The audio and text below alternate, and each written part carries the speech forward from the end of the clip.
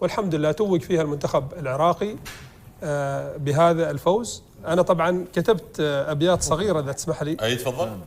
قلتها وأنا أنتظرك قبل شوي لأن تأخرتوا علينا والدكتور، فاستغليت إني أكتب كلمتين. أنا كنت من زمان أكتب الشعر لكني أنت شاعر حبيبي، لا ما ينافسك الحدي. كنت من زمان ولا الحدي متفوق، لكن قلت مبروك يا أغلى وطن حمل كل الهموم بشجاعة، مبروك يا دجلة قلوب ويا منبع فرات الروح، بغداد عراقة وتاريخها دوم ممزوج بغيوم النجاعة، ما عاش من يدوس على كرامتها ويفتح لها جروح.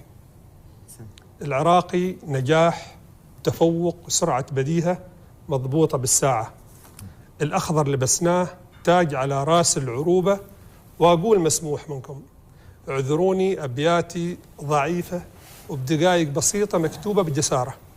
يا رب فرحة